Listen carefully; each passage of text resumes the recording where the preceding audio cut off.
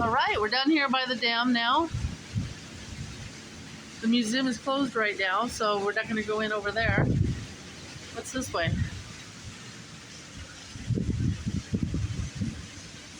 Built by a Trade Dollar Mining and Milling Company, 1900 to 1901. National Register of Historic Places. What do we got here, guys? What do we got here? There's the museum. They're not open right now, unfortunately. But yeah, what's over here? Let's walk. Let's check. Walking on the grate. Woo, now I'm above the water. Look at this view.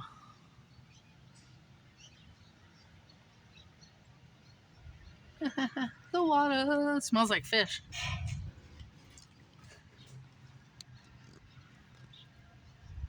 Hi guys. Look at this, walking on the dam. It's kind of unsteady, kind of weird. But yeah, you can tell this building is old.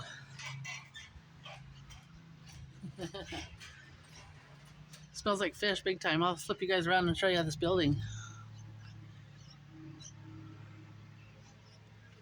This is interesting. I'm gonna take you guys over to that historic house over there later. Part of this video for sure. Wow. Look at that, just keeps on going on and on, guys. I don't think I'll go that far. I think I'm gonna return back and check out some of the history stuff.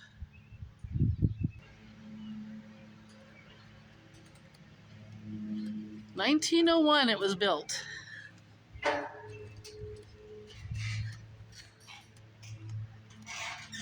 So there's some great fishing. I see people out here fishing every time I come out here.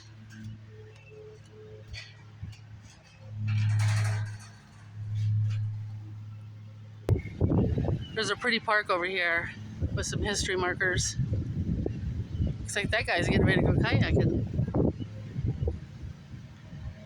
I want to learn to do that. I want to get in the water and on the water.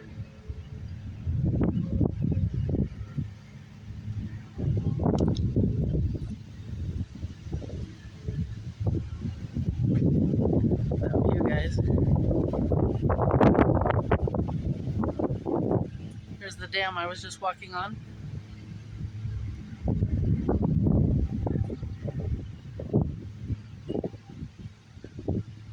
It was just right there a minute ago.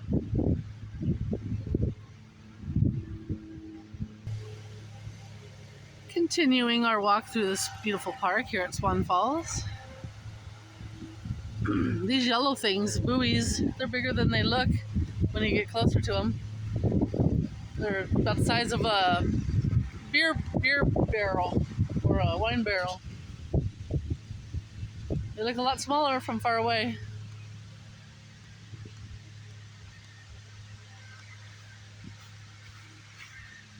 Get up close here for you, show you.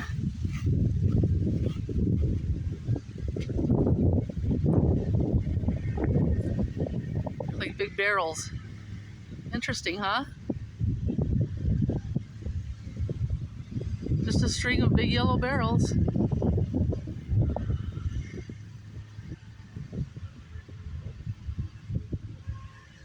But from far away, they look like big yellow balls, I guess.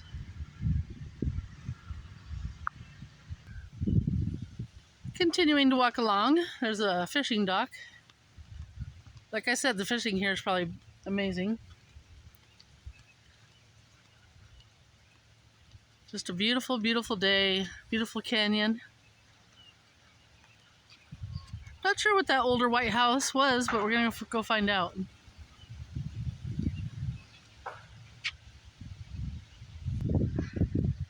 Told you the fishing was good. Fish that live here. We got the smallmouth bass, rainbow trout, northern pike minnow,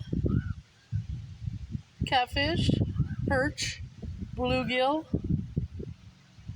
suckers, White sturgeon. That's the cool one, is the white sturgeon. They are literally dinosaurs, guys. And they get to be huge. That crow agrees. Here's the back of the house. I'm showing that first because that's where I'm approaching from. But yeah, here's the back of the house. Some big trees.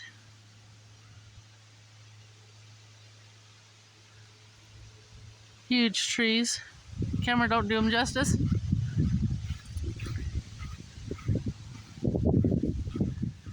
Yeah, it definitely looks like a home from the 1800s.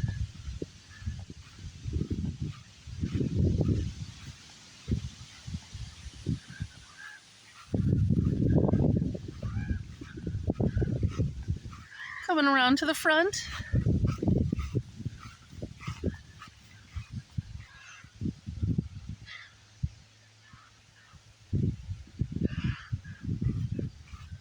A lot of crows talking. Those birds are smart. All right, this is the very front of the house. Let's get a view of that.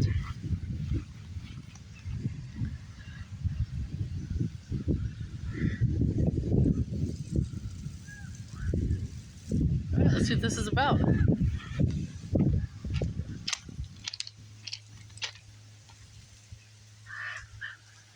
So it looks like it's a boarding house.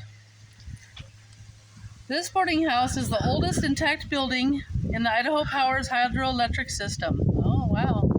It was finished in 1900, just a few months before the dam. The boarding house was home to the workers who operated the new power plant. When finished, the building included 6 bedrooms, each with at least 2 beds. This building is mostly empty now, but it stands as a reminder of the early days of hydroelectric power on the Snake River. Interesting. Some photos here. Yeah, those men were standing right here. It's the power plant back in the day.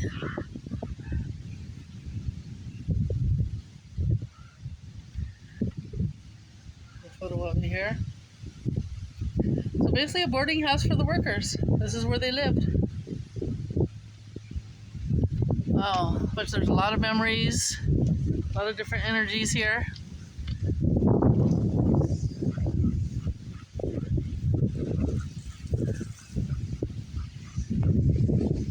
Very cool.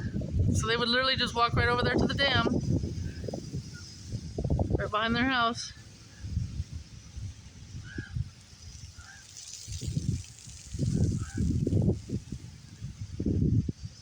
This whole area, or I should say this little area, was their whole life, pretty much, their home. Do a full circle here. That was their view every day.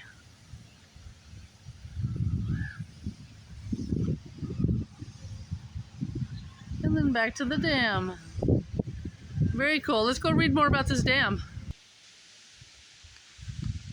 I've done videos in the past at other dams that were designed by Arthur Foote. His wife was the Mary Foote, you know, the book author.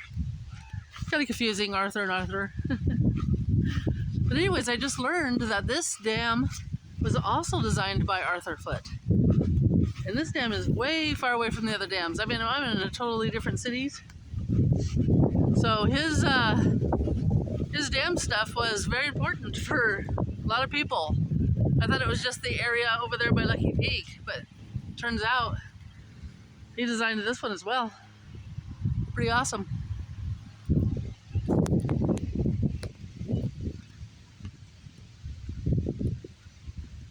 Very smart man. He's a damn designer. Damn good designer. All right, here we go. More info on the dam. More dam info. There it is. There's a picture of it back then, being constructed. But it says a local engineer, Arthur Foote, proposed the building of this hydraulic dam. The Boise engineer Wiley designed it. So he proposed it and he designed it. Cool, okay. It was expanded 3 times over the years. It's a concrete gravity structure that relies on weight for stability. Lot of electricity, 21 gigawatts. So that would get the DeLorean going. Oh, it's so funny. Those are the big generators, old generators. And then these were wooden forms were used to create the draft tubes for the Swan Falls powerhouse. Interesting. Note how the tubes were built with a narrow top to increase suction of water into the turbine blades. Okay. To me, it looks more like they're building an airplane. Yeah, look at all that wood. All that wood they have stacked up to build the dam. Horse and carriages. 1901, guys. 1901. It's on the Register of Historic Places.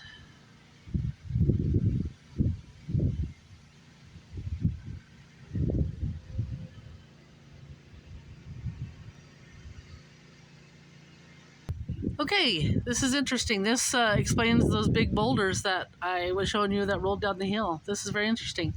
It says, in the Ice Age, a massive flood tore through this canyon, leaving a vivid record of its powerful force. Around 14,500 years ago, a wall of water, at times over 300 feet high, raged through here, carving huge boulders from the canyon walls and depositing enormous heaps of flood debris still visible today. Wow. The flood was caused by the sudden collapse of a natural dam at Red Rock Pass. Wow, waters are gigantic. All the way to Utah, guys. Wow. The Great Salt Lake is a remnant of this. Crazy. This kind of explains it right here. How big was the flood?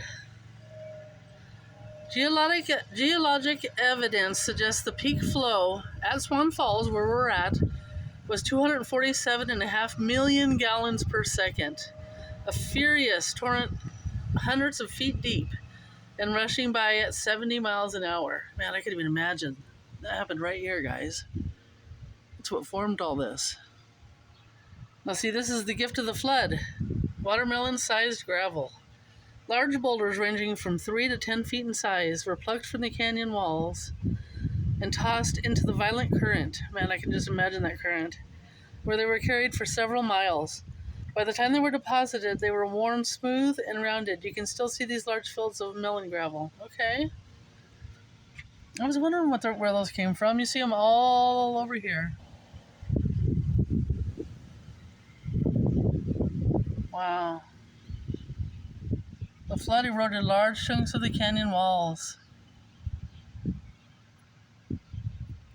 Crazy. Imagine a 300-foot wall of water heading towards you at 70 miles an hour. That's a great story.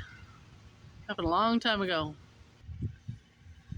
Alright guys, that's going to do it for today. I hope you enjoyed this video and all this beautiful scenery on this wonderful summer day. Have a wonderful day.